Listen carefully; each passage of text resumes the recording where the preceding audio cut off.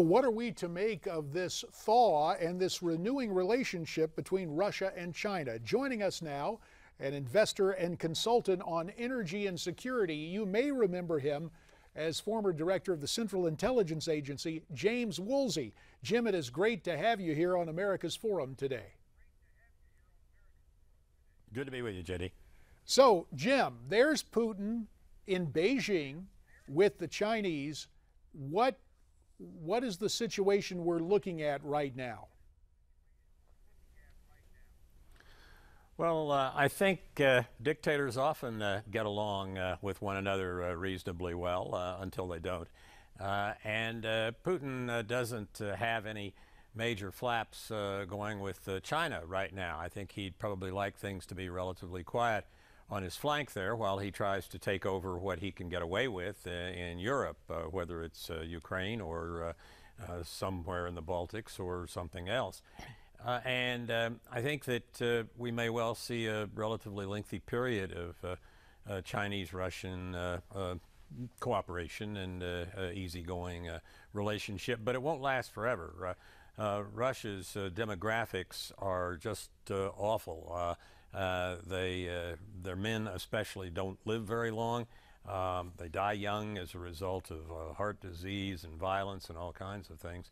And the Chinese are sitting there ready to expand into Siberia if the opportunity permits, and it won't for some time, but it could well do so anytime. The Chinese never recognized the Tsar's rule of much of Siberia, and they still don't. They're just being kind of quiet about it right now. Well, Mr. Woolsey, John Bachman here sitting alongside JD, and I want to ask you, what do you think is more attractive to Xi Jinping here, the American market for Chinese-produced goods or the energy that Russia could potentially provide for China?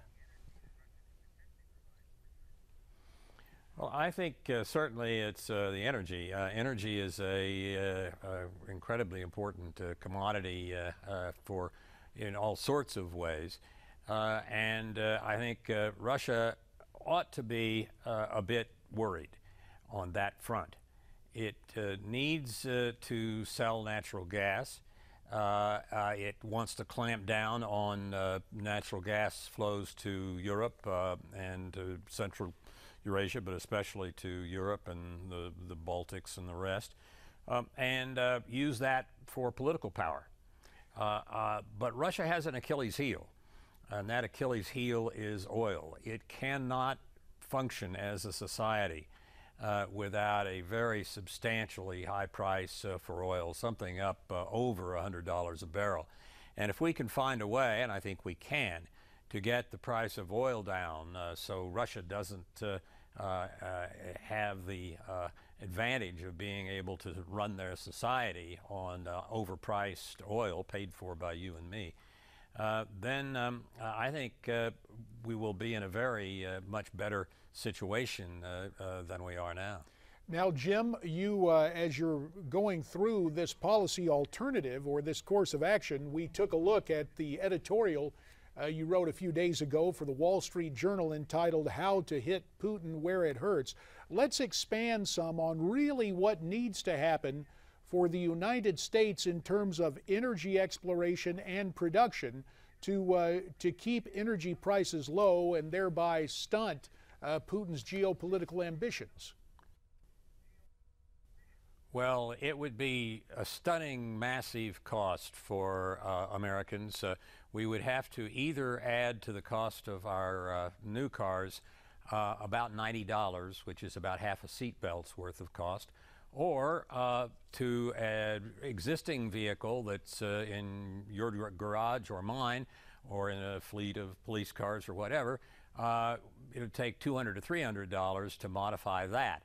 And then once you do that, once you make those modifications, the car can drive on methanol. That's methanol with an M. That's wood, so-called wood alcohol, quite well and quite easily. So you could pull into the pump and choose what you want to drive on. No dictates from government, no subsidies, no nothing like that.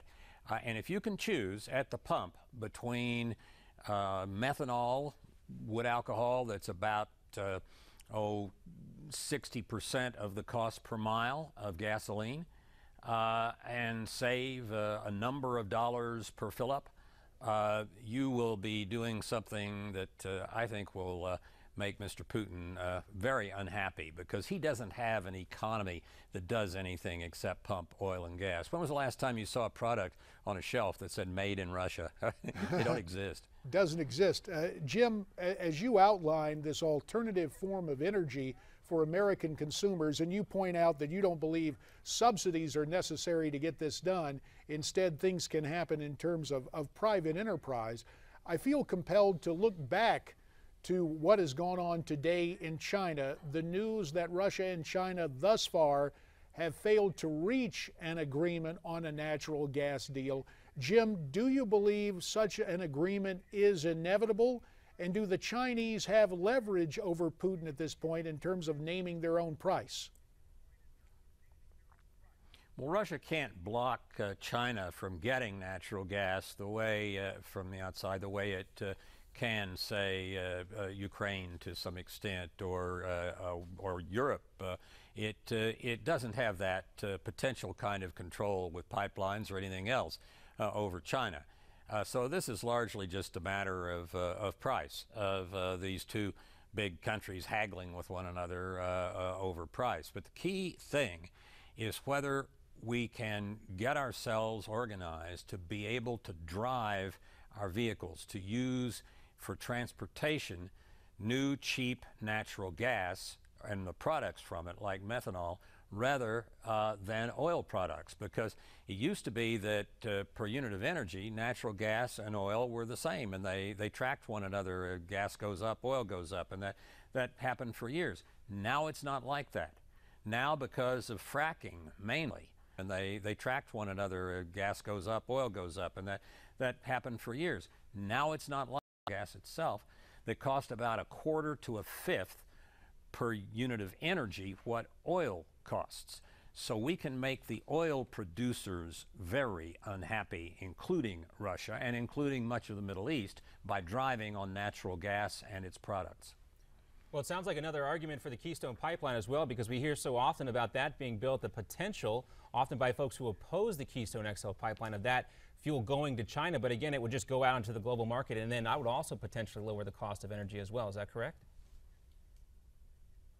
Well, if it goes out, if it's oil and it goes out into the global market, whether you do it by building the pipeline, or if you're a conservative drilling baby drilling, or if you're a liberal conserving baby conserve, however you do it, whatever you do in those dimensions, the OPEC be drilling, or if you're a liberal conserving baby conserve, however you do it, whatever you do in those dimensions, the OPEC countries and Russia to some extent, but OPEC has pumped about the same amount of oil for the last 40 years. It does not add to the market to do what would an oil company would do that was trying to make a profit. It wants control, and it gets control by withholding oil from the market and keeping it much higher priced than it needs to be, and you and I pay for that.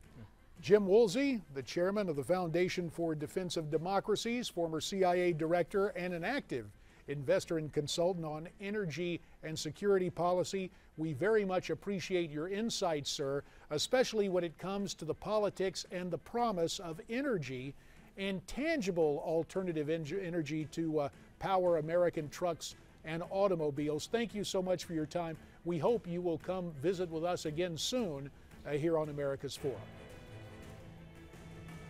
Good to be with you, and good to see you again, JD.